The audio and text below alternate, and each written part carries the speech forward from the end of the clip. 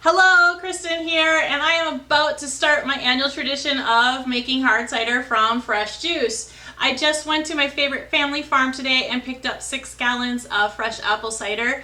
They pasteurize it, but they do not add any sorbate to it. So if you go to your favorite family farm, make sure that they do not sorbate their juice. Otherwise, you're going to have a very hard time, if you're even able to, ferment it. So I grabbed 6 gallons. And I also need a few other items. I need, of course, a hydrometer with a test jar so that I can test the sugar and specific gravity of the juice, a pail with a lid and an airlock, a stir paddle, of course, sanitizer in a spray bottle and in a jug, and in a couple of weeks I'm going to need a carboy as well as a stopper and an airlock. There's a few ingredients that I'm going to need. I use potassium metabisulfate, pectic enzyme, yeast nutrient, acid blend, wine tannin, and I like to put a little brown sugar in my cider just because I think it gives it a little extra kick. And then I also need an acid test kit so I know how much acid blend to put into my cider. This cider is cold right now, so I'm going to have to let it sit overnight, but before I do, I'm going to put 1/4 teaspoon of potassium metabisulfate. Just in case there's any wild yeast floating around in it, I want to make sure that I get rid of that because I have a really good yeast that I want to put into it and make sure that that yeast just shines in the cider. So I'll see you all tomorrow morning.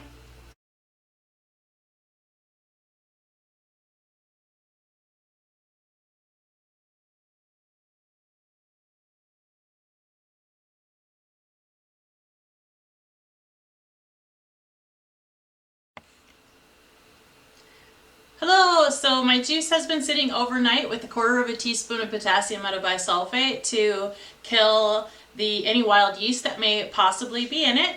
I tested it with a hydrometer and it was at 1.050, and as mentioned previously, I like to add brown sugar, so I added 1 pound of brown sugar into it, and my specific gravity is now 1.056. And I'm going to try to stop this fermentation at 1.004, which is going to give me a cider at about 6.8% ABV. Before I go pitching the yeast, I'm going to add a couple more ingredients to it. I'm going to add, this is 5.5 gallons of juice because I'm going to lose a gallon to fermentation, and I have a 5-gallon carboy that I want to fill. So I'm going to add 2 teaspoons of pectic enzyme to help with clearing, 5 teaspoons of yeast nutrient to help the yeast work. I did an acid test, and my acid test said that I needed to add 2.5 tablespoons of acid blend. So I'm going to add that. And then just to give it a little bit of grip, I'm going to add 2 teaspoons of wine tannin. That likes to stick to the side. And give it a good stir so that everything gets all mixed up in it. I have a couple of options for the yeast that I can use. First of all, there are a couple of dry cider yeasts on the market that can be used. I personally prefer the Cider House. There's also wine yeast that you can use. Cote de Blanc is a very popular strain. And lately people have been getting into using beer yeast for their cider. So you could go with the Cephalo 5 or a Nottingham. However, I'm going to use a liquid yeast today, and there are other liquid yeasts on the market by White Labs or Y Yeast, but I'm going to use a new one from Imperial called Bubbles. And all I need to do is just knead the packet and drop it in. So I'm just going to shake it up. I did pre-shake it a little bit.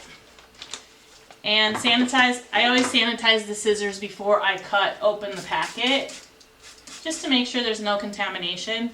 And I'm going to also sanitize the packet. Cut it off.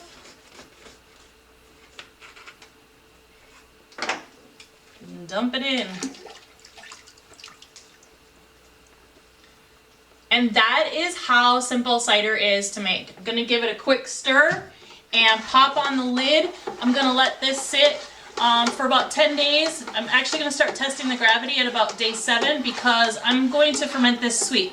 So I'm going to stop this fermentation when it gets to 1.008. I'm going to use some sorbate and some metabisulfate to stop fermentation, hopefully with the goal of it stopping at about 1.004. And night night, happy yeast. I'll see you in a couple weeks.